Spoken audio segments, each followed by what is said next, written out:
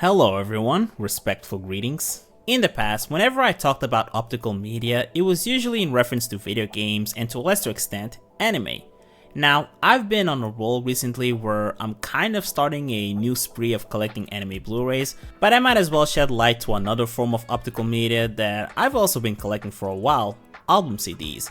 Now, I'm a J-pop enjoyer, and there's an artist that I consider myself to be a reasonably good fan of called Majiko, and by reasonably, I have this in my room. To be fair, there's a bit of context behind this. It was kind of a meme amongst a group of friends I have like a few years ago, but it's a long story. Anyway, one album that I've been meaning to buy for a very long time is Magic, because it's an album that I've listened to way too many times. Probably 1,000 times if I'm being honest. Now normally, if I want to buy albums from Japanese musicians, I just go to CD Japan, but this is the one album that unfortunately just hasn't been available there for a very long time. So what I did instead was I bought it from Amazon. Now interestingly enough, the version of the album that I bought is one that comes with a DVD, and the album cover is quite different from the standard one that you see on Spotify and YouTube Music. So despite that, they're still kind of connected. Now granted, one is a cartoon illustration, the other one is not. But when you look at both, Majiko does still seem to be wearing that frilly white top and the long black skirt. The shoes lying next to her do seem to be the same as the one she's wearing in the limited edition cover, and the imagery in both managed to remain pretty antique, so I'm a fan of it. With that said, the text font is dramatically different. Also, if you look at the front cover, on the bottom left and right side, there seems to be some books piled up, and funnily enough, when you open the album cover and look at the art on the right side, there's also some books, with the one on the top being titled Magic. Now in YouTube Music, there seems to be a 13th song that isn't available to me, and a part of me did wonder if maybe I would have access to this song in the CD. Unfortunately no, it's the same 12 songs that I'm already familiar with. But now let's shift focus to the DVD content. Now weeks ago, I shared some instructions on how to run Blu-rays using MPV on Linux, but I never really elaborated as far as whether or not you could achieve the same thing with DVDs.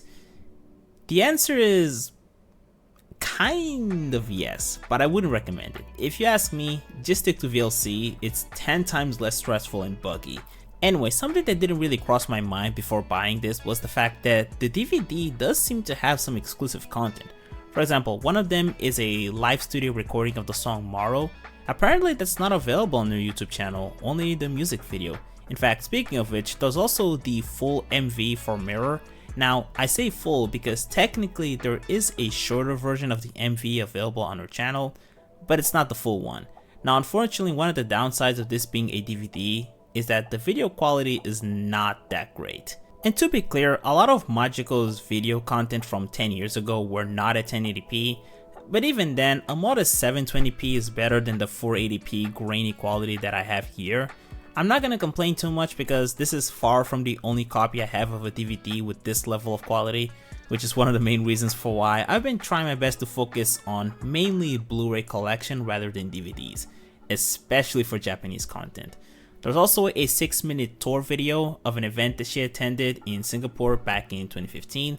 Now, my Japanese understanding has been very rusty, but from what I could gather, I believe she said this was her first time in Singapore. It's a nice souvenir to have, and it honestly made me reflect on how much time has passed. And also, this woman does not age. She looks exactly the same after 10 years. Not that 10 years is that long anyway. But yeah, I'm really glad to have been able to collect this finally. Music is not often something that I tend to be very paranoid about preserving it with physical media because honestly, music in general is very easy to archive, and I'm not necessarily concerned about not having musical available to me at all times when I pay for YouTube Music, because the bandwidth requirements are so low relative to video content that it's not really something that crosses my mind as a concern. But despite that, I do still enjoy collecting album CDs. I like supporting the artists. I especially like showing Japanese artists that there are people located on a completely different continent who are happy to collect your merchandise. And there's also the chance that some music will disappear from the streaming services. Like, I think it was a year ago that Toxicity mysteriously disappeared from Spotify. Now, it was available on YouTube Music, so it's probably just record labels being dumb like always. But I also wasn't really that concerned to begin with because I own most of System of a Down's discography, so it's always good to collect them just in case there's some tomfoolery with licenses expiring and whatnot. But anyway, that's all I wanted to share. Take care.